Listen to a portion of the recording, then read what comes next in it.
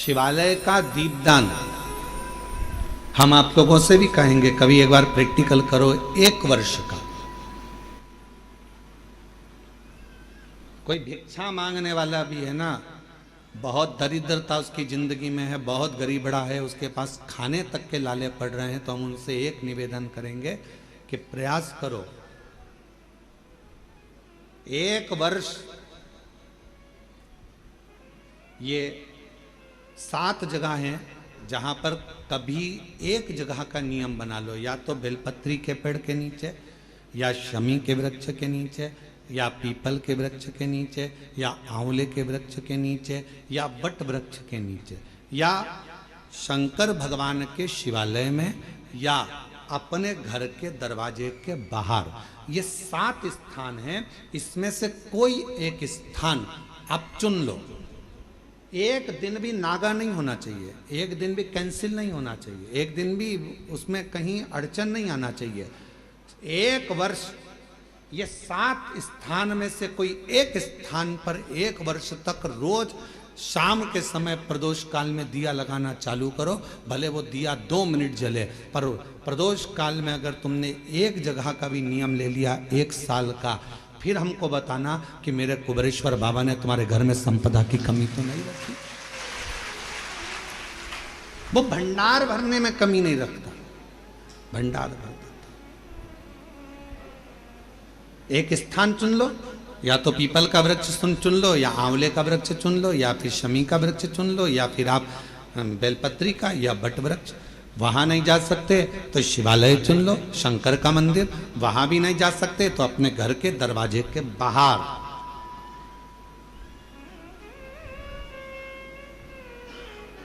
एक दीपक लगाने की क्रम प्रारंभ कर दीजिए, एक दीपक। और यदि वो क्रम प्रारंभ हो गया तो फिर आप खुद अंदाजा लगाएंगे कि धीरे धीरे धीरे धीरे आपका परिश्रम, आपकी मेहनत, आपका संघर्ष और आपकी मेहनत के साथ में जो तुम दीप लगा रहे हो, मेरा भोले बाबा दरवाजे पर लगाया हुआ दीप हो, चाहे वृक्ष के नीचे का दीप हो, चाहे शिवालय का दीप हो, वो हमारे मार्ग प्रकाशित करते चले जाता है और हमें रास्ता देते चले जाता है। 7 स्थान में से कोई सा भी एक स्थान चुन लो कि 1 साल तक मैं यहां दिया लगाऊंगी, 1 वर्ष।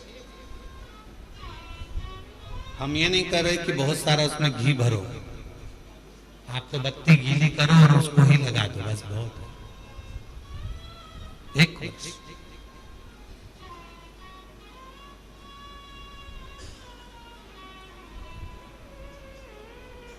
एक माघ महीने में एक कथा मिलती है,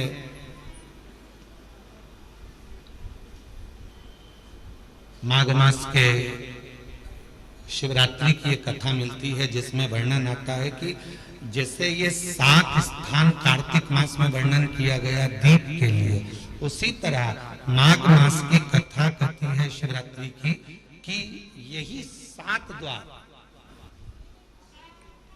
यही 7 द्वार, 7 जगह, यदि जल का भी सिंचन किया जाता है, माघ मास की कथा कहती है, तो भी वो फलित होती है। और शंभु शरण पड़ी मांगो घड़ी रे दुख काटो दया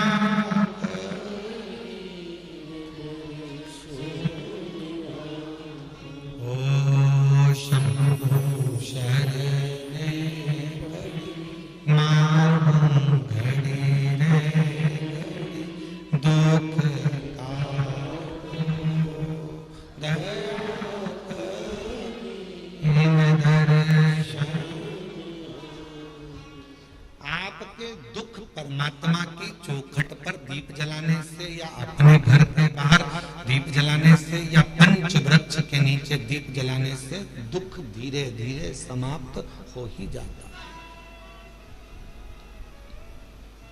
दीप लगाओगे तो मन की बात भगवान से कहो, दीप लगाओगे तो मन की बात भगवान से कहोगे। प्रार्थना करो। अच्छा एक बात बताओ, आप सब उत्तर दीजिएगा जरा। मच्छर काट गया तुमको, हमको, किसी को भी, मलेरिया हो गया, तो मच्छरों को बोलोगे कि डॉक्टर को बोलोगे? झुमके बोलो। मच्छर से तो शिकायत नहीं करोगे ना कि भैया तो क्यों काट गया रे, मुझे मलेरिया हो गया। मच्छर काट गया, मलेरिया हो गया, शरीर में बुखार आ गया, रोग आ गया, तकलीफ आ गई, कष्ट आ गया, सिर बंधा हुआ है, कपड़े से बांध कर पलंग पर पड़े हो, बाम भी लगा लिया, सब किससे?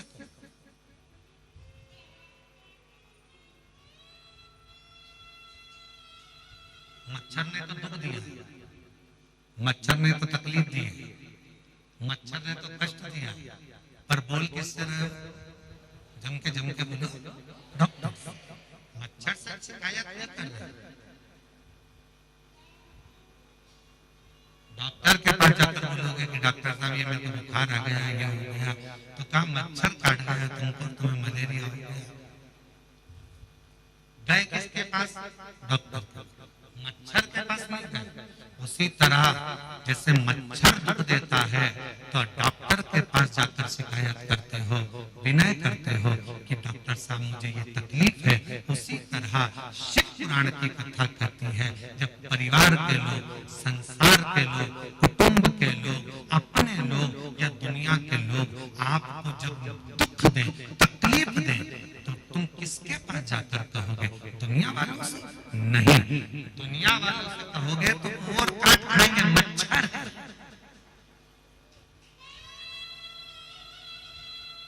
मच्छर से जाकर मच्छर की शिकायत नहीं, डॉक्टर के पास जाकर कहोगे तो वो दवाई देगा, तुम्हें अच्छा कर देगा। उसी तरह जब दुनिया कष्ट दे, दुनिया तकलीफ दे, अपने ही अपनों को दुख दे दे, तब शिव के दरवाजे पर जाकर उससे कहते आना, वो सारे दुख, सारे कष्ट एक पत्र है, अच्छा है।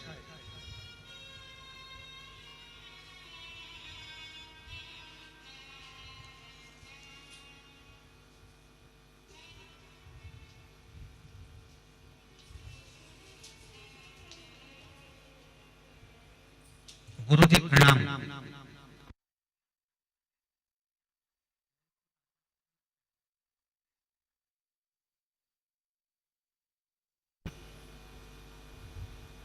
यशवंत सिंह धौलपुर राजस्थान से आया हूँ। गुरु जी आपकी कृपा का क्या वर्णन करूं, हमारी नहीं शिव जी की कृपा का वर्णन। यूपी एसआरटीसी झांसी डिपो में मैं चालक के पद पर नियुक्त। मैं सरकारी बस चलाता हूँ रोडवेज की, यूपी एसआरटीसी।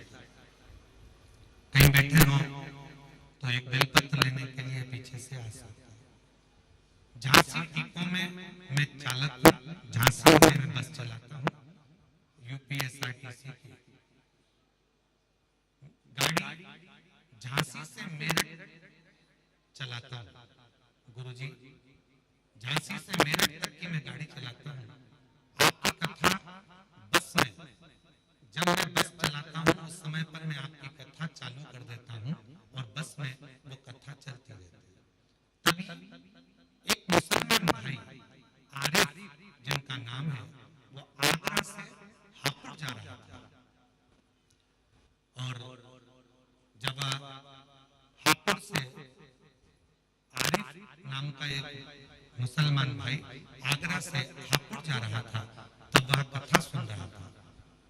वो मुझसे बोल रहा था, बताओ ये तो कथा सुन रहे हो, क्या ये महाराज जो बोल रहा है वो क्या सही में हो जाता है? मैंने कहा यदि भरोसा कर देखो, एक बार यदि तुमने भरोसा कर लिया तो है कि जो महाराज बोल रहा है वो होगा।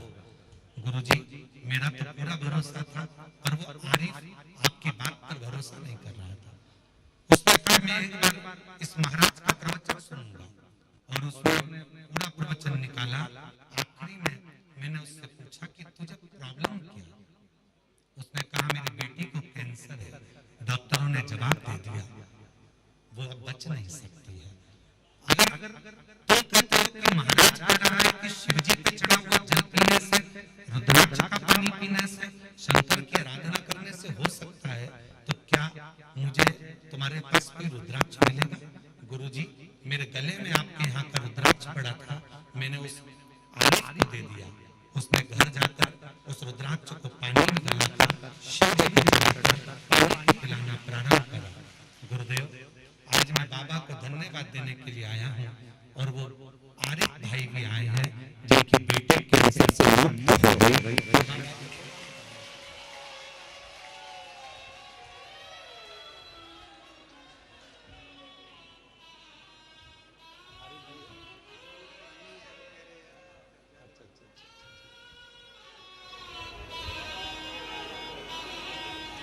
एक उनको दे देना। आप बस के संचालक हैं, और आरिफ भाई पंडाल में तो हैं पर आए नहीं हैं, पर उनके लिए बेलपत्र उनको देना और उनकी बेटी को देना। शिव कृपा किसको कहते हैं? शंभु किसको कहते हैं? महाराज, सारी समस्या का हल एक, जब विश्वास के साथ, भरोसे के साथ शिव को जल चढ़ाया जाता है तो शिव उस जल को स्वीकार। गुरुदेव, हम और वो भाई आपको धन्यवाद देने के लिए आए हैं कि बेटी पूरी तरह से स्वस्थ हो गई है, उसका कैंसर समाप्त। शिव तत्व इसी को कहते हैं। और तेरी कृपा का क्या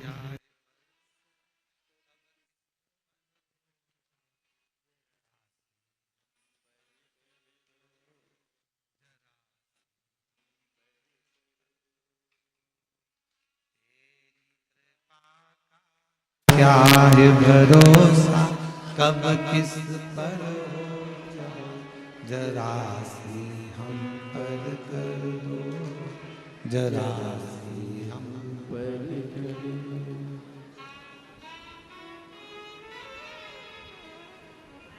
बक्से नहीं चल रहे हैं क्या? एलईडियां नहीं चल रही हैं, बक्से नहीं चल रहे हैं, बाहर के बक्से चालू करो। जिस पर भी हो गई तेरी कृपा करुणा, वो भव पार हुआ, भव पार हुआ। पापी हो चाहे जितना, उसका भी बाबा उद्धार हुआ, गिद्ध अजामिल गणिका जैसे तेरे मन को भार, जरा सी हम पर कर दो, जरा सी हम पर कर दो। तेरी कृपा का क्या भरोसा, कब किस पर हो जाए, जरा सी हम पर कर दो, जरा सी। मच्छर काटेगा तो हम मच्छर से शिकायत नहीं करेंगे, हम शिकायत करेंगे तो डॉक्टर से जाकर करेंगे। साथ ये मच्छर मुझे काट गया है और मुझे मलेरिया हो गया है, मेरे शरीर में रोग हो गया, बुखार आ रहा है, मुझे सिर दर्द हो रहा है।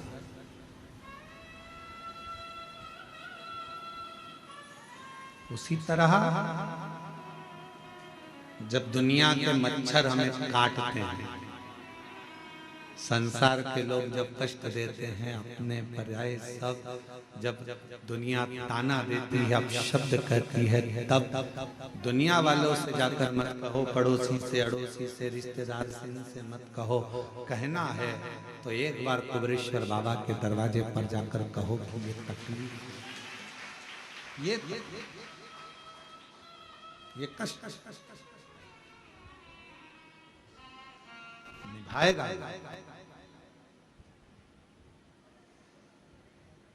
और बिना निभाए वो रहता ही नहीं।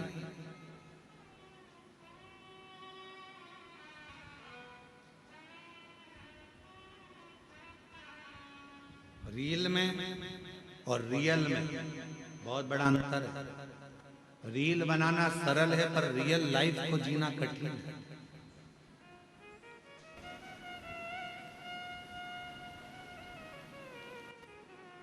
हमने कई लोगों को देखा है कि अपने स्टेटस पे लोग फोटो तो बड़ा स्माइल का लगाते हैं, पर उनसे मिलो एकांत में तो मालूम पड़ता है कि दुनिया का सबसे ज्यादा दुखी व्यक्ति वही है।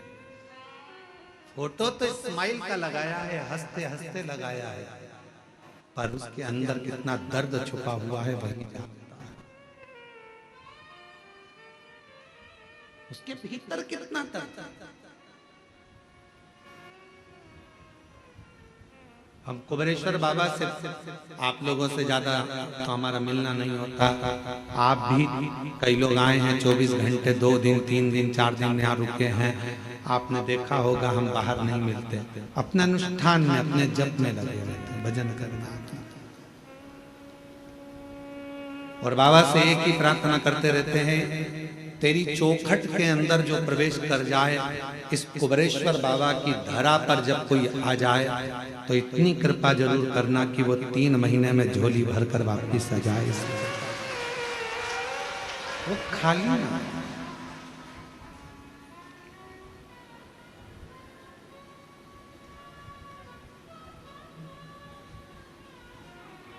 खाली रह गया तो 50 जगह जाकर कहेगा मैं सीहोर गया था कुबेरेश्वर बाबा के यहाँ और इतना सुना था मैंने कि वो देता है, फिर मैं कैसे खाली रह गया।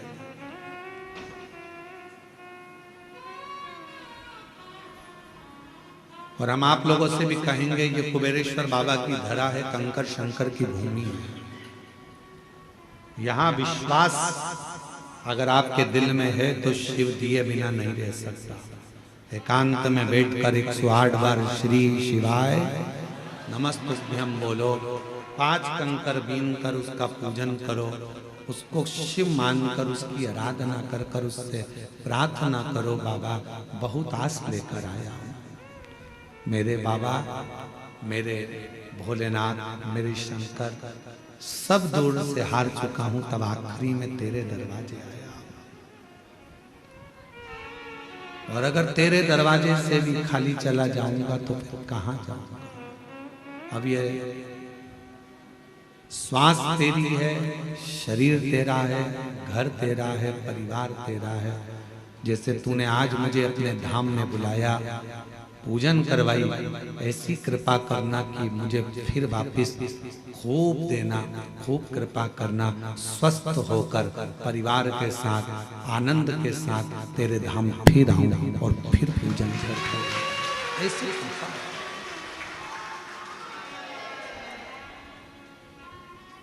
उससे प्रार्थना करो, अपना व्यर्थ समय बर्बाद मत करो। बड़ी मुश्किल से बुलाया है उसने तुमको, अपना समय बर्बाद मत करो। यहाँ घूम लिया, वहां घूम लिया, वहां घूम लिया। कितना आज सवेरे एक माता जी मिली थी वहां की, राजस्थान की, वो कह रही थी कि गुरुजी हम जब रेलवे स्टेशन पर उतरे तो ऑटो वाला बोला हम तुमको यहाँ घुमाएंगे, वहाँ घुमाएंगे, उसके इतने रुपए लग जाएंगे, हम तुम्हें वहाँ लेकर चलेंगे, हम तुम्हें वो मंदिर, हम तुम्हें वहाँ लेकर जाएंगे, हम तुम्हें वहाँ लेकर जाएंगे। मैंने ऑटो वाले से कहा भैया देख, मैं 2021 में आई तब भी बहुत सारी जगह घुमाया, 2022 में भी आई बहुत सारी जगह घुमाया, 2023 में भी आई ऑटो वाला, तुम लोगों ने बहुत सारी जगह घुमाया, पर 2024 में फिर मैंने सुना कि कुबेरेश्वर धाम जाना है, अपने बाप के घर से, बाप के घर से फिर अपने घर जाना है, उससे मांगूंगी, अब किसी से नहीं। तो 2024 में मैं केवल बाबा के धाम आकर उससे प्रार्थना कर कर जो गई, तो आज 2025 में मेरी गाड़ी में खुद बैठकर, स्वयं बैठकर, मिलेंगे बहुत, यहाँ चल वहां चल, हम तुझे यहाँ ले चलते हैं वहां ले चलते हैं। बाप एक ही होता है, बाप एक ही होता है। क्यों? यहाँ जाना है वहां, उससे मिलने आए हो, उससे बात करने आए हो, थोड़ा बैठो उसके। हम भी निकल सकते हैं अपने कमरे से बाहर, हम भी तुम्हारे बीच में घूम सकते हैं, पर क्यों? आप उससे मिलने के लिए आए, उसके दरवाजे आए। सियोर वाला महाराज तो आपको चवन्नी भी नहीं दे सकता, देगा तो वो करोड़पति बनाकर तुमको फिर बुलाएगा। आप हमसे मिलने नहीं, आप उससे मिलने के लिए आए, आप हमारे लिए नहीं। कथा सुनना है, कथा भी क्या है? शिव के मिलन का बिंदु।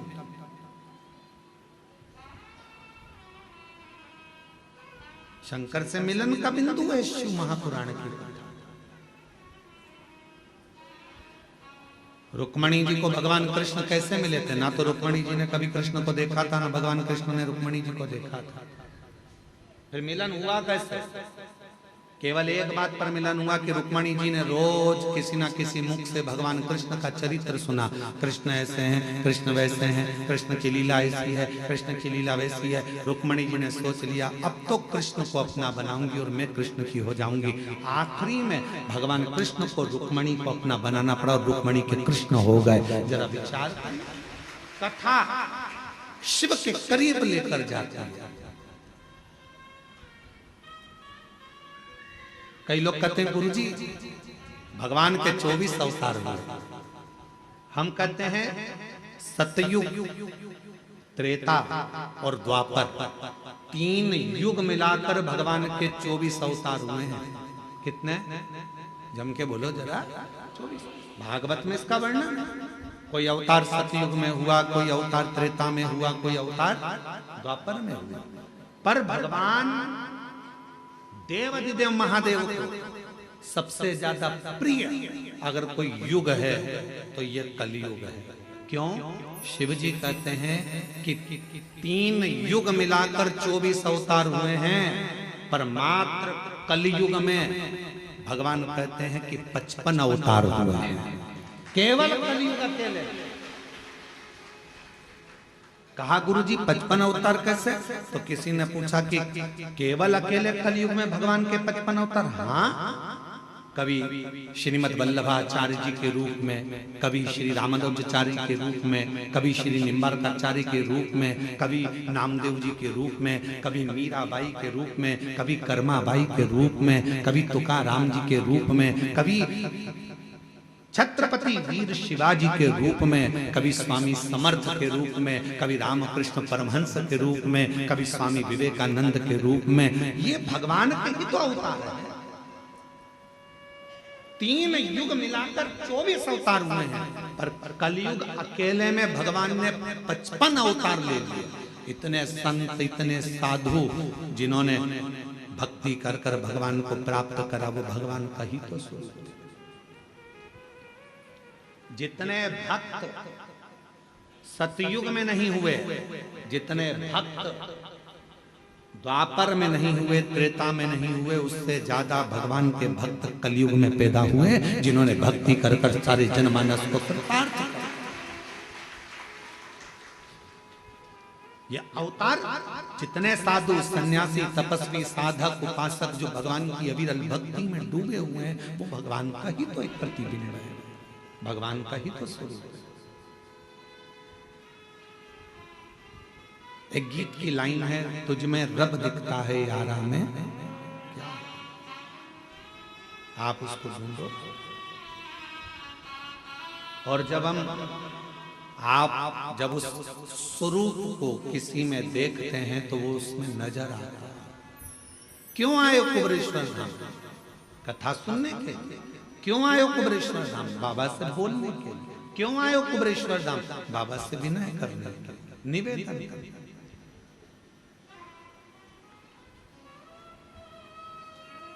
क्यों व्यर्थ है?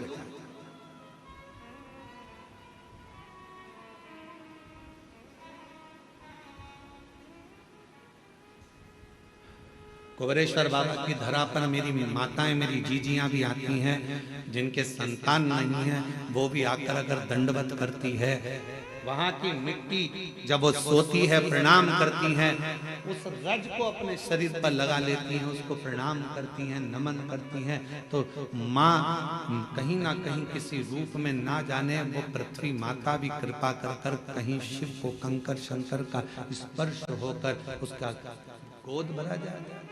कुछ तो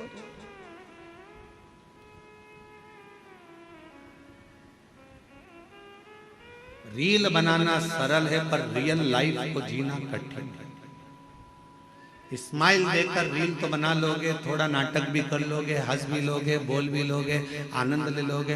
रक्षाबंधन आएगा तो बहन भाई राखी बना के रील बनाएंगे, फिर दिवाली आएगा तो दिया लगा के रील बनाएंगे, दशहरा आएगा तो रावण के साथ रील बनाएंगे, फिर कोई त्योहार आएगा तो उसके साथ रील बनाएंगे। रील बनाना सरल है पर जितना प्रेम राखी पर तुम रील में दिखाते हो, क्या उतना प्रेम ओरिजिनल में रखते हो?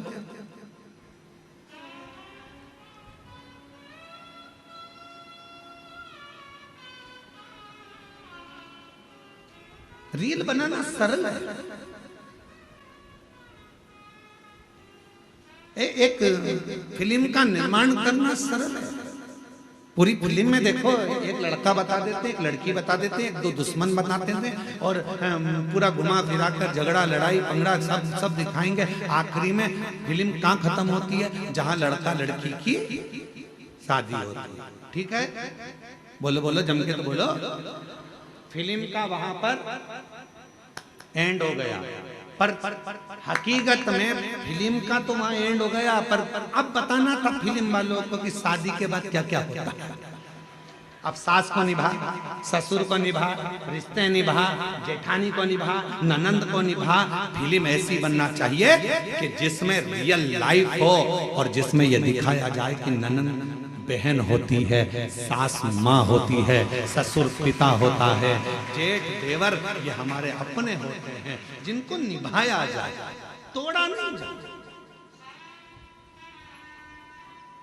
रील बनाना सरल है पर रियल लाइफ को जीना कठिन। पढ़ाई कर ली इंजीनियर बन गए, पढ़ाई कर ली ये बन गए, पढ़ाई कर ली वो बन गए। अरे हमने इतना पढ़ाई करा, हमने इतनी डिग्री धारण करी, पर उनसे पूछो, अभी अभी हमने पहले देखा है एक हीरो अपना सुसाइड कर लिया, एक हीरोइन अपने मर गई, सुसाइड कर लिया। क्यों भैया? तुम्हें तो करोड़ों का धन मिलता था। एक संत थे, उनने सुसाइड कर लिया था। तुम सब अखबारों में पढ़ते रहते, टीवी में देखते रहते, उनने सुसाइड कर लिया था। तो तुम तो इतने बड़े संत, तुम इतने बड़े फिल्मी हीरो, तुम्हारे पास करोड़ों का धन, वैभव संपदा सब कुछ है, गाड़ी बंगला नौकर चाकर सब कुछ है, तुम्हारे पास में धन भरा पड़ा है, फिर ऐसा डिप्रेशन कहां से आ गया? फिर इतनी चिंता कहां से आ गई कि तुमने अपने शरीर को त्याग दिया? तुम मरी गए, प्राणी छोड़ दिया, सुसाइड कर लिया। आखिर क्यों? तो शास्त्र कह रहा है, शिव महापुराण की कथा कह रही है कि दुनिया में धन तो बढ़ गया, संपदा तो बढ़ गई, पैसा बढ़ गया, गाड़ी बढ़ गई, बंगले बढ़ गए, पर मन का सुकून नहीं बढ़ पाया, शांति नहीं बढ़ पाई। भीतर की शांति होना बहुत जरूरी है और वो नहीं बढ़ पाता।